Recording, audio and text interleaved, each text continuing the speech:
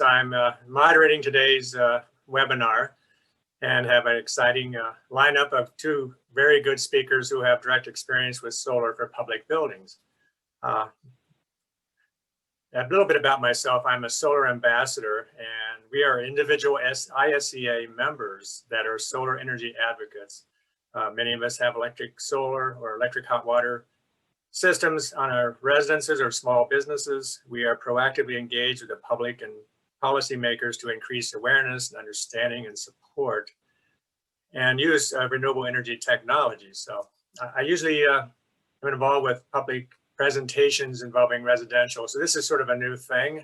We're branching out into other topics, and today it will be about public buildings. Now, if Nicola, you can show some slides. There's a few other things while people are coming in we can talk about. I think that's the third slide.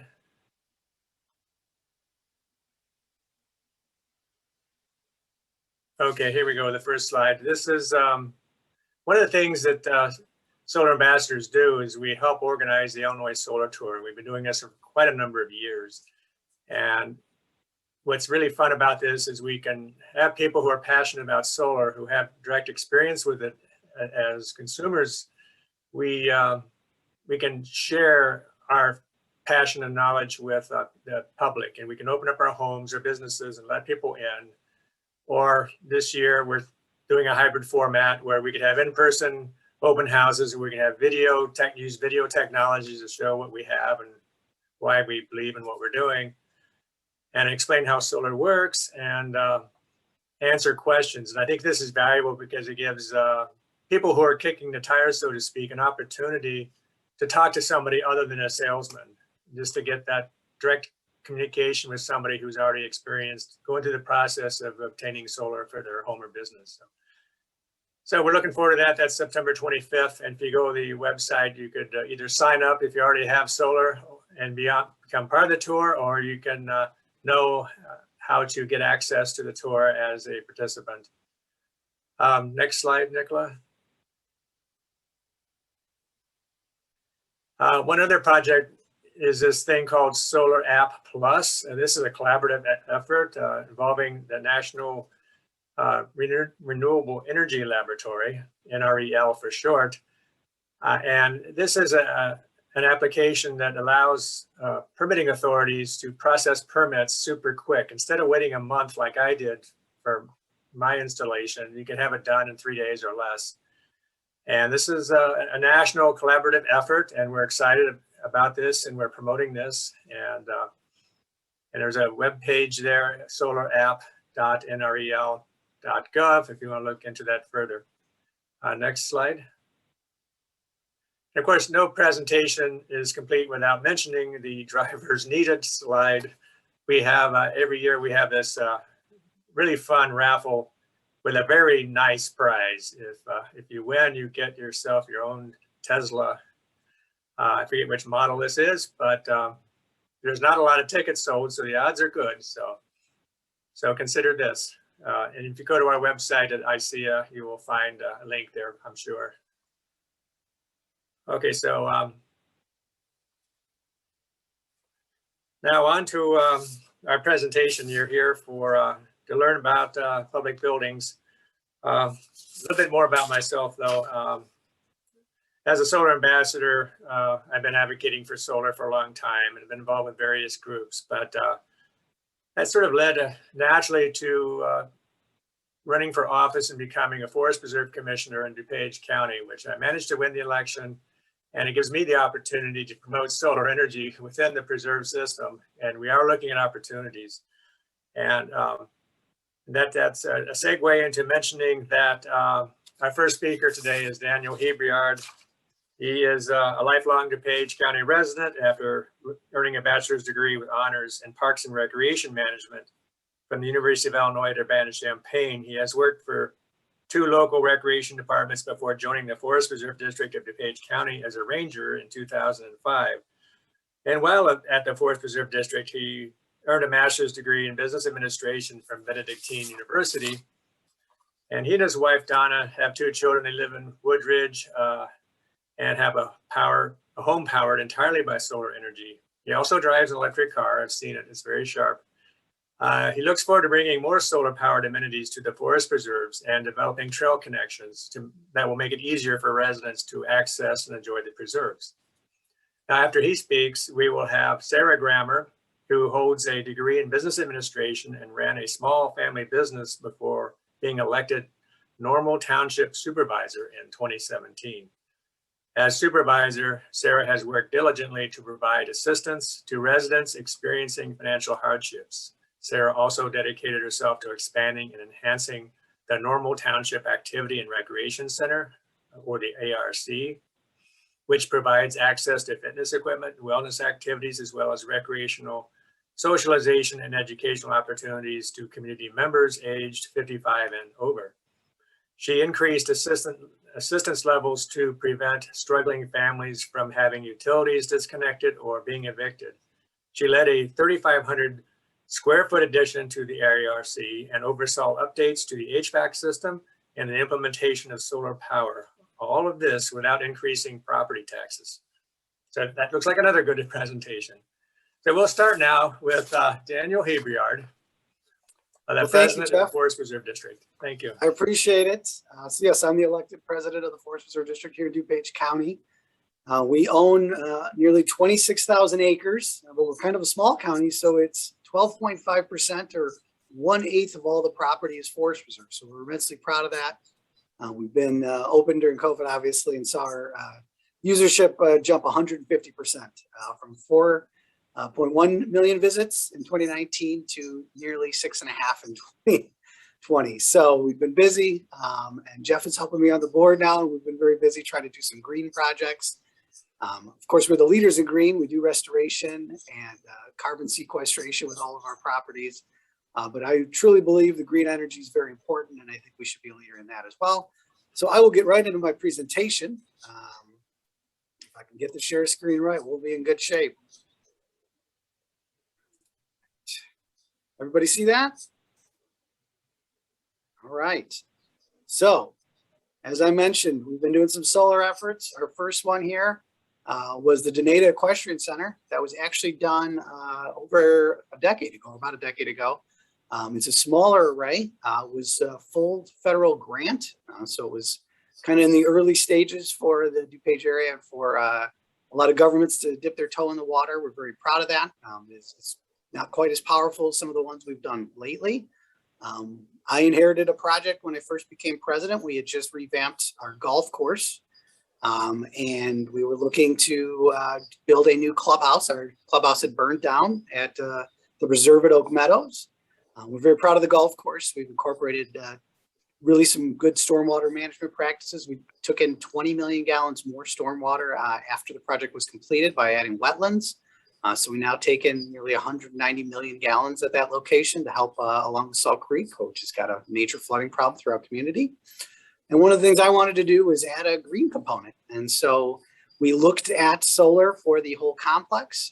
It was only decided to move forward with our golf cart storage barn, but we're proud to say, if not the US, definitely in the region, we're the first 100% solar powered golf carts.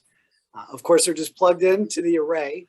They're not on the golf carts, but it's a pretty big array. We're very proud of it. And that was the first project we completed there in 2019.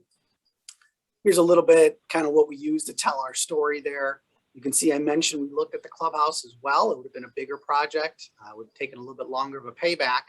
The board was a little bit different composition, so that vote went 1-6 in denial of doing the clubhouse. But we did get a 7-0 vote to do it on the cart storage barn, gaining, of course, no federal monies because we don't pay taxes as a government agency, but we were able to get money, of course, from the state, which was fantastic and helped make it a payback of about 10 to 12 years.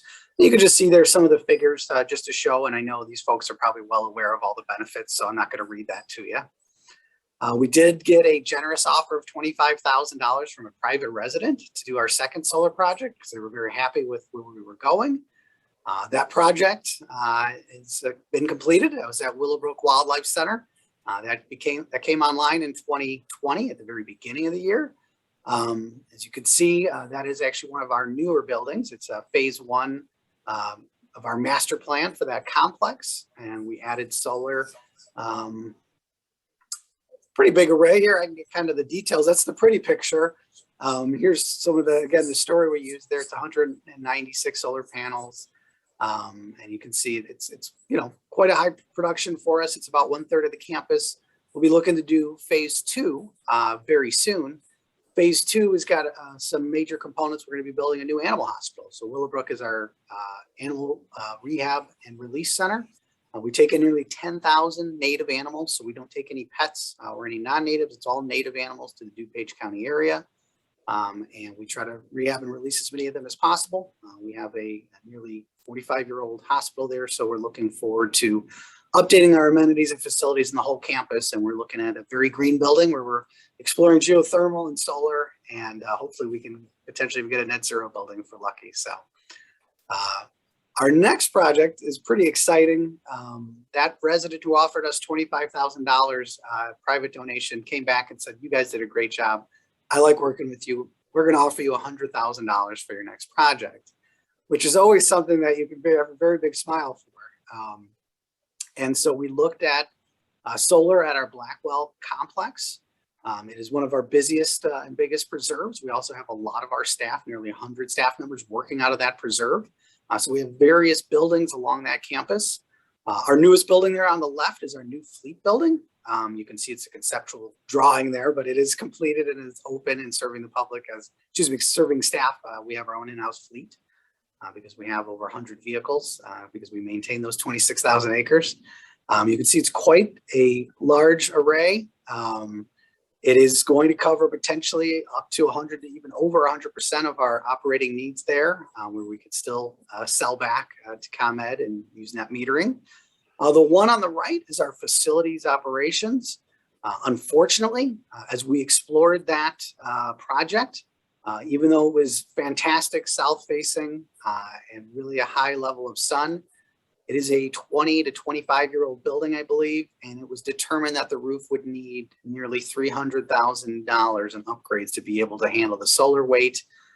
So unfortunately, we're not moving forward with that part of the project, but I kind of wanted to give you the scope and the exploration there. To give you some context, the project there on the left for our fleet building is going to be about triple the size of the array that we have at Willowbrook. So we're very excited about that project. And that is going to be going out to bid soon. And we're hopeful to actually get that array installed in either late winter or early spring of 2022. So those are some of the main efforts for our solar projects throughout the district. One of the things I wanted to mention as well is that we did a master plan recently that was approved in 2019 with 32 projects plus several initiatives.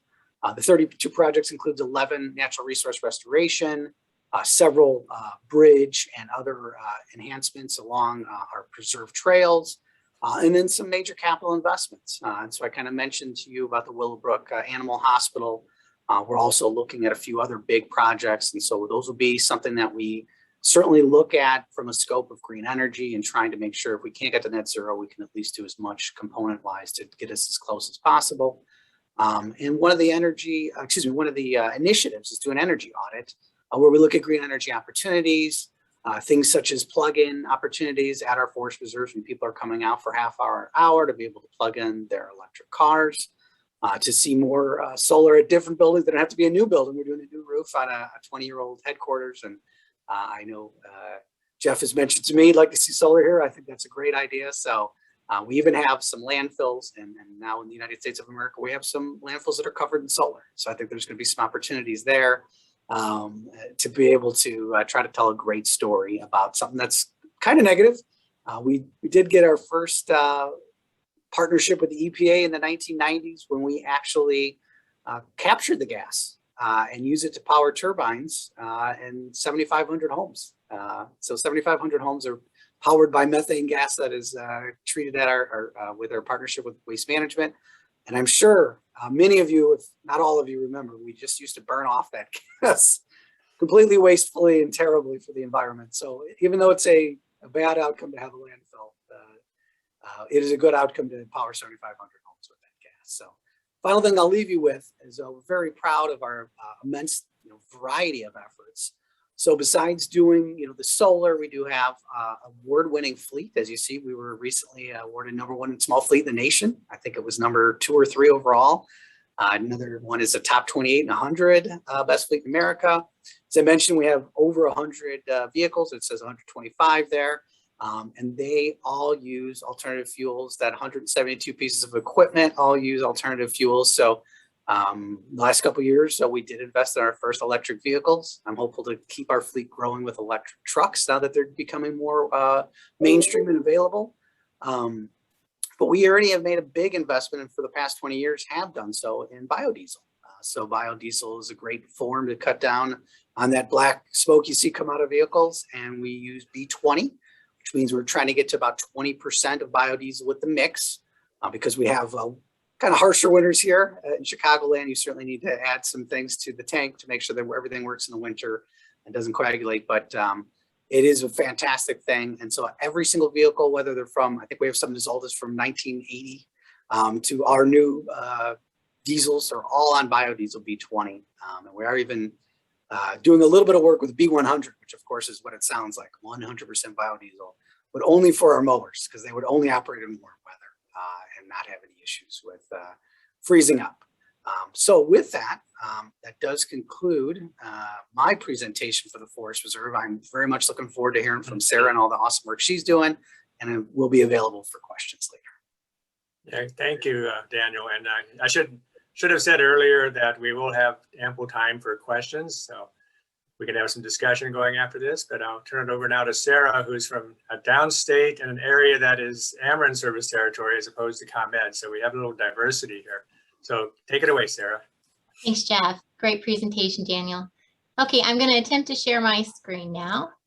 Hope this goes just as well. Can everyone see my screen with the picture of solar panels on it? Yes. Okay, great. So I'm Sarah Grammer, and I am the Township Supervisor in Norma, Illinois. We're about 2 hours south of Chicago and a much smaller taxing district. Slides will move forward.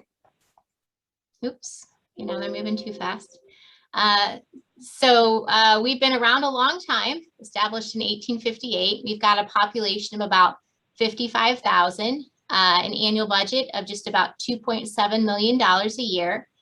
And our services include property assessment, financial assistance programs like general and emergency assistance for families who are at or below the poverty level and need help on utilities or rent.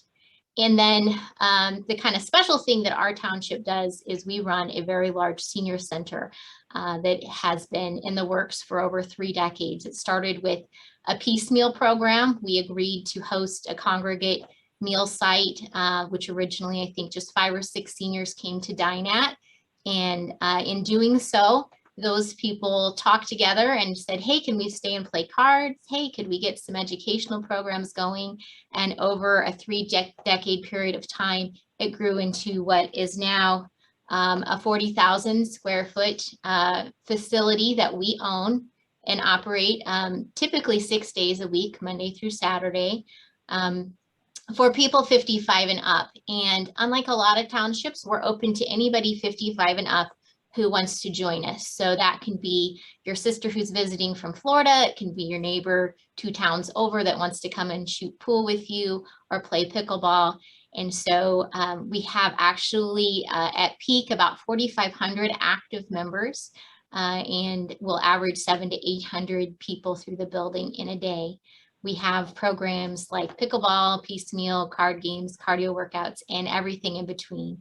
Painting workshops, sewing things. This is our pride and joy as a very small taxing body to have this very robust and popular senior center. So we have solar panels now on the senior center. They have been active since March. And our story, how we came to get these as, again, a small taxing body with a small budget, we use the Illinois Solar for All program. Which I highly recommend all municipalities and government bodies look into. We're encouraging our county to investigate it now for a couple of their buildings. We qualified because there is an option for public entities to be covered in that program like ours, especially if you have a building that's located in a low income census tract, and our senior center is. And then if you own the building versus rent, which we do, and if you're a critical service provider, and there's a long list of items that are within that definition, including senior centers. So that's how we ended up qualifying. This is a look inside our cafe where we serve coffee and have magazines and just great time to talk. It's a little different right now due to COVID, but project timeline, I kind of wanted to share this because I think for a lot of us in government, we wonder how long is a project like this going to take, because things tend to take sometimes 10 times longer than in the private industry. So for us, we contacted an approved vendor. The state of Illinois has an approved vendor list with this program, which means they've already been vetted and approved by the state of Illinois. So we just picked one that seemed closest to us in proximity. And we reached out to them in January 2020, invited them to our February board meeting. They helped us get our application in when the window opened last summer. Our application went in July. The first week in September, we found out that we'd been approved through the Illinois Solar for All program. And by March 2021, we were up and running with the solar array.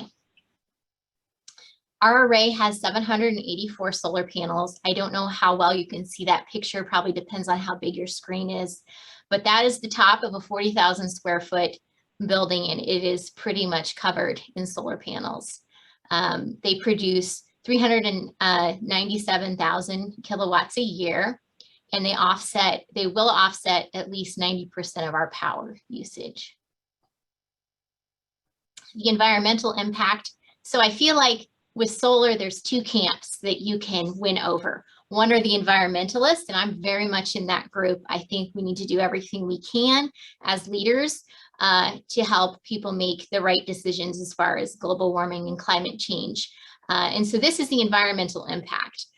This shows you that the change that we made by adding these solar panels to the senior center roof, it's similar to all these different changes that you can see here, from changing how you drive your passenger car, passenger vehicles, 60 passenger vehicles driven for a year, 31,588 gallons of gasoline consumed. It's like planting more trees, offsetting 95.5 tons of waste recycled instead of a landfill. So the environmental impacts, of course, are very, very good. I think the other argument that can be made for people who just aren't into the environmental friendly aspects are the budgetary. And so I wanted to share the financial benefits that we've seen.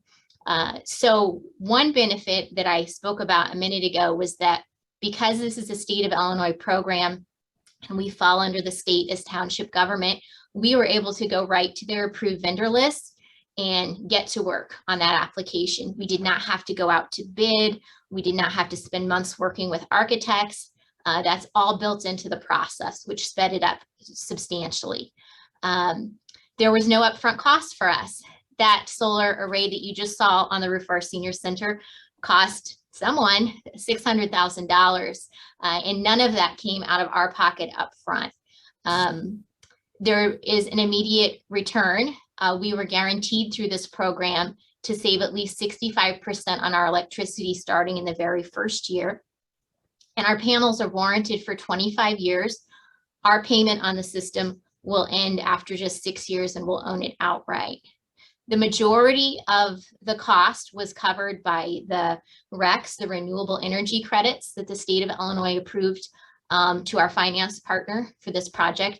Credits that really can't benefit us as a taxing body, but can our finance partner.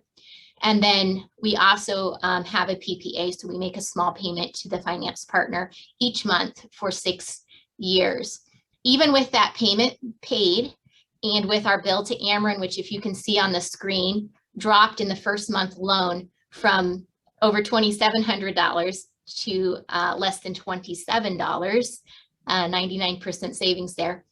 So even with that small power bill still remaining at times, and this was before summer, now we are overproducing, and our payment to our finance partner, we are still saving 65% on our electric bill here in the first year and all of the 6 years leading up to us owning this outright. So I guess that's the end of my slides there. I will stop sharing. My conclusion is, if you happen to be a government body who has a property in a low-income census tract, and you can qualify for the Illinois Solar for All program, you need to look into it. I've been in government for a number of years, and this is one of the few programs that I absolutely will declare a win-win for our public facilities. It was easy to use. It was relatively fast, and the benefits to the environment and to our budget were pretty immediate. So that's all I have to share. I think you're muted, Jeff. Thank you, sir. That was thank awesome. you, Sarah. Yes, thank you. At any rate, we can have some questions come in through the chat. I think it'd be a good way to do it for the size of the group here. There is a comment that the Illinois Solar for All program for public facilities does not require the off-taker to own the building, but documentation from the building owner to provide them written consent. So, the critical service thing I thought was interesting. So I was wondering for both of you, if you've had, what your obstacles were. I mean, none of this was probably as easy as it sounded today, but you run into bumps in the road, you're doing something new. I was just wondering what your bumps in the road were, whether it was a permitting process or something else. Well, I can go ahead and, yeah, I could talk about the process kind of from beginning to end, that we had some, issues, as you mentioned. Some of the great benefits, what weren't quite the same for our projects, of course, because it was not a Illinois Solar for All project, but what we looked at, and I'll just use the clubhouse because that was the very first one, is, we have a bipartisan board, so there was some education about the viability economically. And I think that was the exciting part, is we really did well looking at that. It is very fiscally responsible. The benefits are going to be 20 to 30 years out, and the payment for ours was going to be completed, like I said, in about 10 to 12 years. That did count on the SREC program that is, through the state of Illinois. We were looking at potentially, because it is located in a, and I can't remember the name you used, Sarah, about the community struggling. Low-income census tract? Yes, exactly. So we were going to maybe qualify for some additional SRECs, but they're very competitive. And in the program, we decided to go for just regular SRECs in the end. But again, that'll probably just push it to that 12-year mark in terms of payback. But I think it really does a few different things. One, it gets some long-term liabilities. We're going to have some yearly cost savings on the backside to be very proud of. We show the public, obviously, what leadership is. That's a very high visibility building for us. But those were the main components, I think, is really trying to educate the board members. So when we had our board look at the other option, again, with the clubhouse and not just the card storage barn, the payback was 20 to 25 years. And so there was some concern that was not quite as good of a fiscal investment. And again, I think really being able to cut that in half with the other investment at the golf cart storage barn was a key selling point to our board. And then, really making sure in the end that we got the SRECs, just to, even if we had to lengthen that timeline a little bit, but that we did, do our due diligence to make sure that we made that still a really good fiscal responsibility project. On the flip side, when we went to do the project at Willowbrook, there were some different components. We actually qualified for some Commonwealth Edison monies. We're always kind of trying to keep that in our, view. And so that helped that project immensely, actually come in under 10 years on the payback, because of also then the $25,000 donation. So, and again, we're still looking at those SREX numbers, because it is a program that I know they're still looking to fund. They did run out of funding, but there is continued support for a climate bill at the state level that would put funding back into that program. And so, we're definitely hopeful for that for our project that we're going to be able to bid for this fall. that will again be completed in early 22. And so those components all have to come together. The fiscal responsibility, people want to hear that. They want to make sure that you're not throwing away money. And I think we all know that certainly it's an investment, but it's really a really strong payback. And again, the back end, there's huge benefits in the long-term liability. And I know Sarah's already, experiencing 65% savings. So that's fantastic to hear. And that they'll just grow as that investment, gets, years in the tooth. So those kind of things are really, truly valuable for our tax base. And really, again, a nice testament to leadership for you. So congrats. Any thoughts, Sarah, on obstacles? Yeah, I gotta say we went the easy route. So we kind of lucked into it. I feel like I've led a number of projects, like you mentioned in my intro, Jeff. We added 3,500 square feet of space to our senior center, and then our building is old. It's a reuse project anyway. Our senior center, it was an ice skating rink in the 80s. So I mean, it's an interesting building. And so we also had to redo all of the HVAC since I've been in office. So I've taken a few projects out to build, went through that process. It's daunting. And the one thing about qualifying through the Illinois Solar for All program was that it was very quick, relatively speaking, and easy to navigate. So again, that's my only experience with solar has been through that program. And if you qualify, I can't recommend more highly that you check it out, just because of the reduction in red tape and the guarantees that the state requires on the upfront savings. So it was a really smooth process for us. I think for our board, hearing about, having somebody, we did invite somebody from the program to come and talk to our board about what those savings would be. And also just to give an update on similar projects. So that education component is always really important when you're trying to get your board together to support something. We had the whole board behind the project pretty much from the beginning, just because of the stated savings on the bills. And then quite a few of our board members were excited about the environmental impacts as well. So solar is, it's a winning thing. Yeah, it sounds like a great story. And now I'm curious about permitting, because with homeowners, it's getting to be more routine. I think permitting authorities are getting used to the idea of putting solar on homes, because there's so many projects like that. But commercial or public buildings, the larger projects are a little bit less common. So I was wondering if you had to run through a more onerous permitting process, if it took longer, if there's issues that came up, and who it was that you had to deal with. Was it the county or public buildings are a little bit unfamiliar to me, and I'm sure that there's some the question becomes who processes the permit and what else is going on there, like HVAC changes and everything else. So just wondering if you had any thoughts on that. Daniel will probably have more to share than I do. Again, so with the project, us being again a small government body with a low budget, we worked with a finance partner from the beginning. That's what the Illinois Solar for All project does, is they pair you up with a finance partner. And so they really did take the responsibility for pursuing the permitting and doing the engineering for the roof, to make sure that everything would work well. And that really got handled for us, which was much easier than the projects that we've done on our own in the past. Kai, did you have something you want to add in to that statement from Sarah? I think you're on. What was that? I know Kai Ajaji. Oh. I think he's good. So I'll jump in.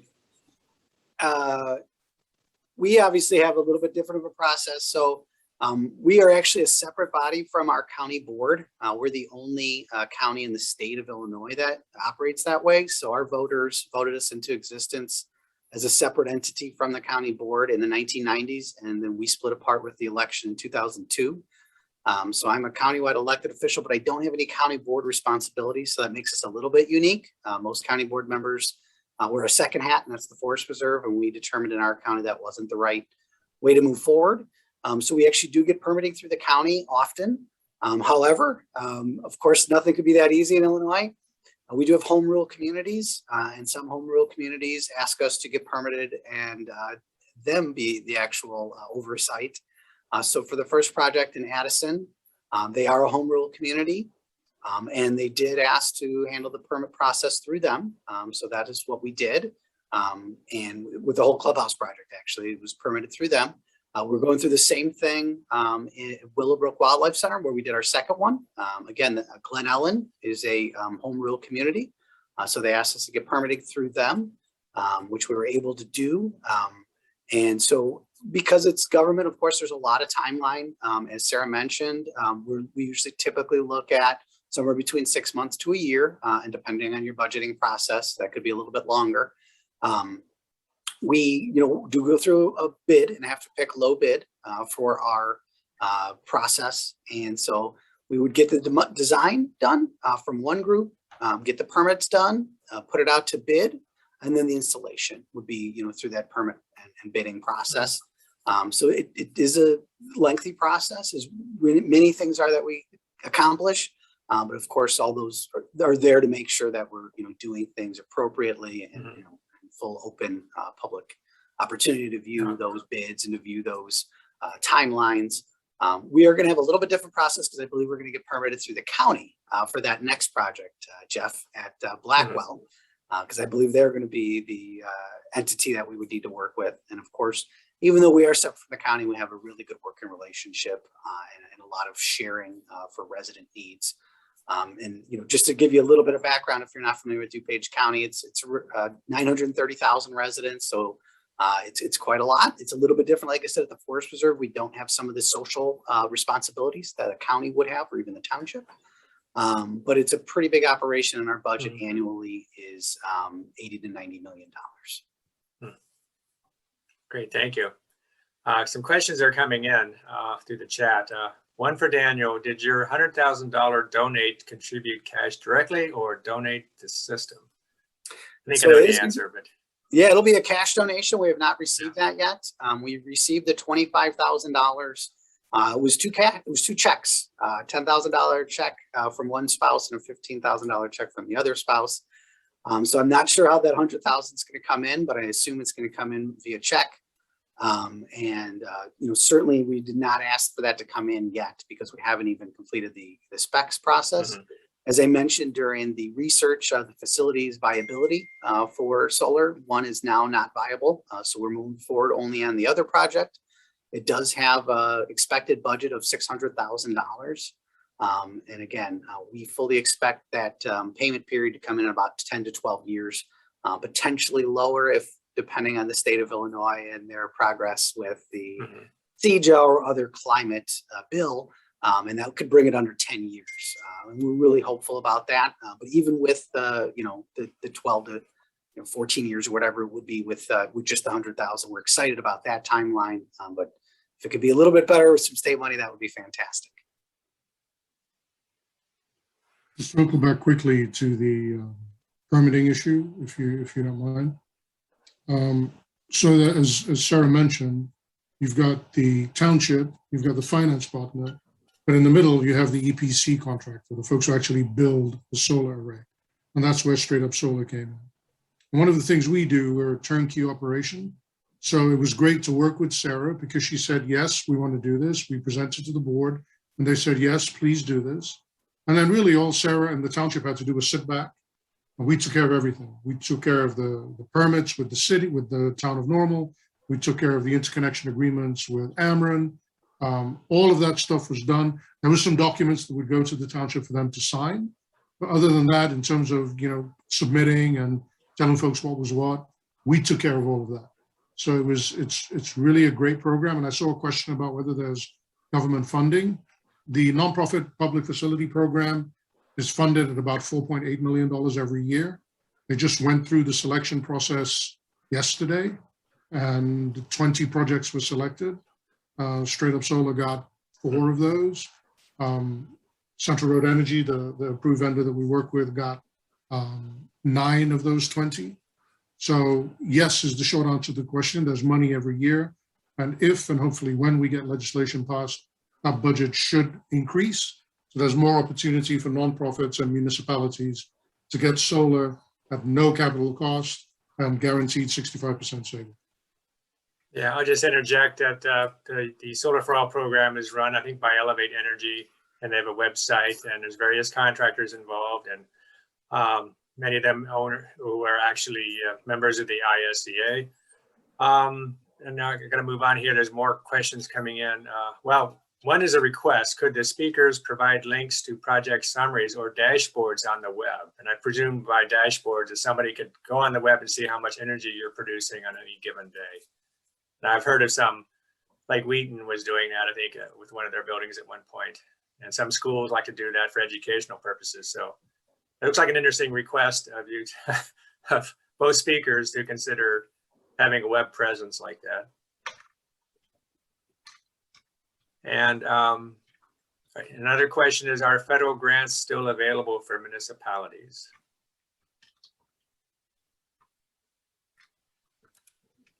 And I don't know if anybody has any quick answers. That's one of those things that seems to change all the time. And there's a lot going on in Washington, D.C. right now this week. So we'll see what comes out of the budget reconciliation process. Maybe a new grant program will be coming. Also, we have a request that speakers could share their slides in some fashion. So maybe we get the slides out to people afterwards.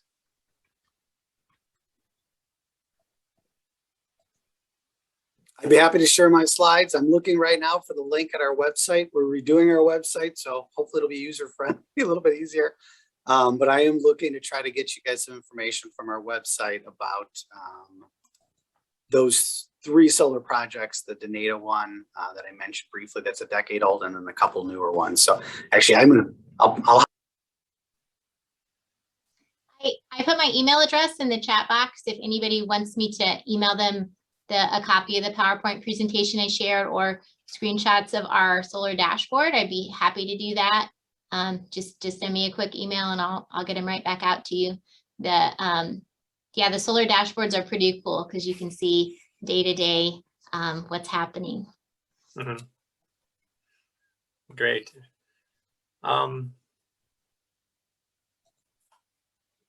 And here's a question: are any suggestions for folks who aren't in low-income areas? Those municipalities are hurting for money too. Which is interesting because I think DuPage County, you have some low-income areas, but they're kind of like pockets. It's basically a relatively wealthy county, but then you have pockets of low income, and it's sort of spread out sometimes. And so it may be hard to qualify depending on where you live. So the question is, do we have any ideas? I would highly recommend, if you have a nonprofit that's focused on environmental issues in your community, contacting them. Our first information about the Solar for All program came through our Ecology Action Center, which is a local nonprofit focused on ecology issues. And I know that they helped a non-government but nonprofit entity in our community, our YWCA, get guided towards solar several years ago. And I think it's, again, a process of connecting somebody like that who can't take advantage of those tax credits with a finance partner who can. So it's very doable. So contacting a solar installation company that you feel confident in, that you know does great work in your community, or an ecology minded nonprofit, you should be able to get tips on how to get your project financed, even if you don't qualify for that particular program.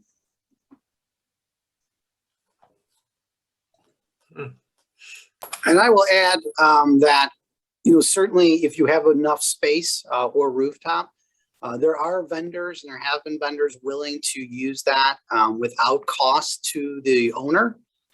To put solar there, they will take the federal benefits. They will take some of the other benefits for a period of time. And then the municipality or the government entity will be able to have the long-term benefits without having the short-term costs. And so, for example, if we decided to do it on a landfill, we might go that route. So we would be eligible for the federal benefits and work with a group that would be willing to take on that upfront cost instead of putting that on the taxpayers. But then again, there would still be some benefit to our taxpayers in the long run because of the payback. So once that monies are gained back by that agency that would do the work, it would revert to the community ownership.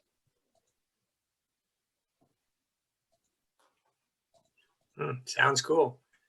Another question, do either of the presenters' organizations have climate action plans or goals? And this seems pertinent because I think the city of Naperville just published a 500-page sustainability plan just a couple of days ago. And so some communities are diving deep into that. So do your organizations have any specific plans or goals for sustainability? Well, I can jump in and just say we did a master plan, and I'll put a link to the master plan in a moment. I put a link already to the Blackwell project. And I would say with the master plan, we did 32 projects, and those projects are 11 natural resource restoration, and then, like I said, 21 other actually kind of brick and mortar type projects or trail projects, bridge projects, rooftop HVAC, all those types of projects. But we did have several initiatives, and one of the initiatives was a sustainability green energy study. And so that'll be something that I'm hopeful to put monies toward in our 2022 budget and start working towards so that when we potentially go out to get some monies for the second half of our master plan through bonds, that we'd be able to do some of those green energy and sustainability projects at that time.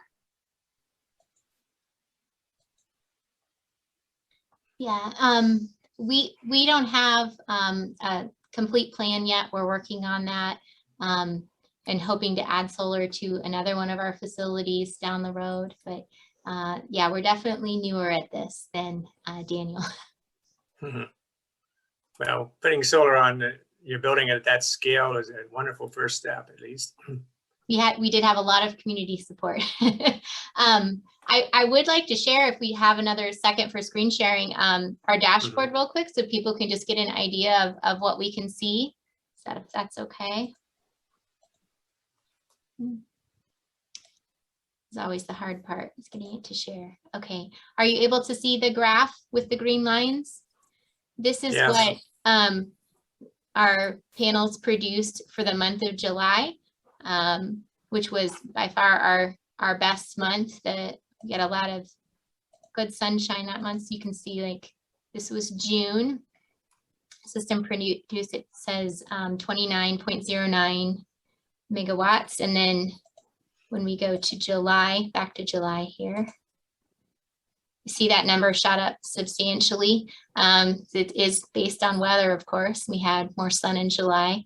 But yeah, the system is working really well. We're excited to have it up and going, to get it going in the spring and be able to capture that great weather now through the summer. And hopefully we'll maybe stockpile some of that sunshine to help us get through the winter. So again, if you want screen captures of our solar dashboard or the presentation, just email me at that address I shared. I'm happy to do that. Well, I think we're seeing the wonderful benefits of net metering, where you can keep track of your energy production and get credits for future bills when the sun doesn't seem to come out. Let's see, I was looking through, there was another comment or question here. Oh, if the SREC program is only an upfront option for 15 years of production, or is there another way to sell SRECs as they are produced yearly or quarterly? And I think what we say as solar ambassadors is that we have a new system where it's 15 years up front, but I think that's for residential properties in general. Commercial and larger scale projects, I think there's different rules applying here, but maybe you can comment on how your SREC programs are set up for your installations. I'll be honest with you, I don't know the details. I believe, we've got the upfront. I know Kai wants to speak again. I see his hand up, so maybe he can assist with that answer from his perspective. Oh, he's muted. Yeah, I can't unmute him, I don't think either. I'm trying to. Oh, he has a comment saying it's upfront or 5 years, depending on the system size, so. Yeah, depending on the There's a little bit program. of- So Solar for All gives it to you all up front. And in Mhm. most cases, you've got a finance partner involved because the municipalities can't monetize the tax credits, but the finance partner can. So you get the system for free, but the finance partner gets the tax credits and the ITC. Under the adjustable block program, you can, depending on the size of the system, either you get all the money up front, mostly for residential, but if it's commercial, it's usually over 5 years. You get some money up front, and then the rest is broken out over 16 quarterly payments.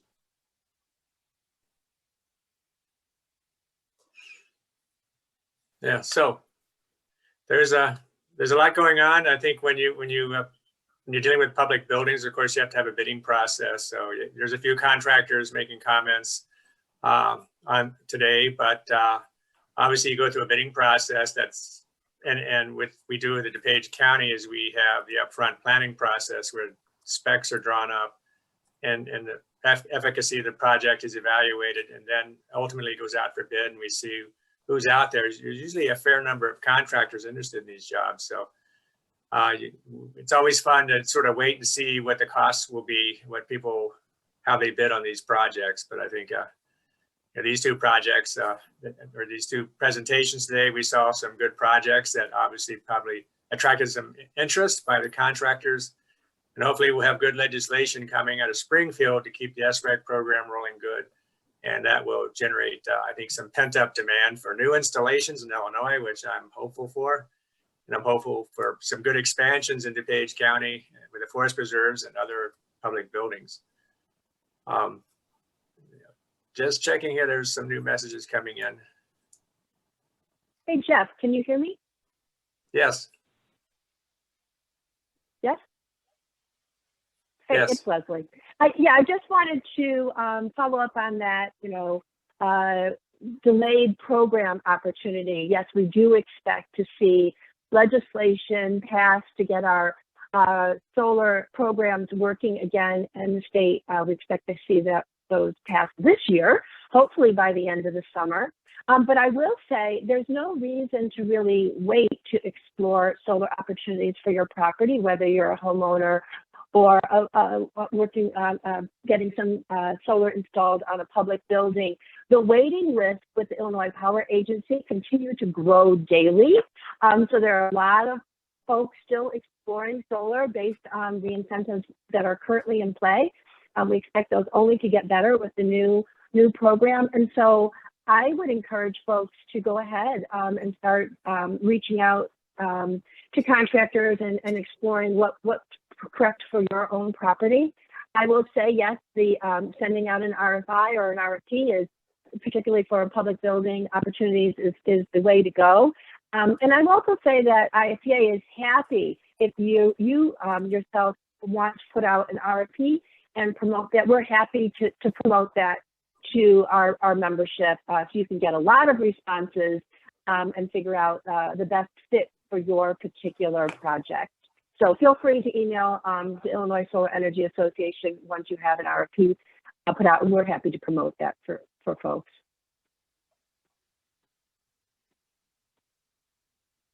Great. I understand Dale has his hand up. I don't see that here.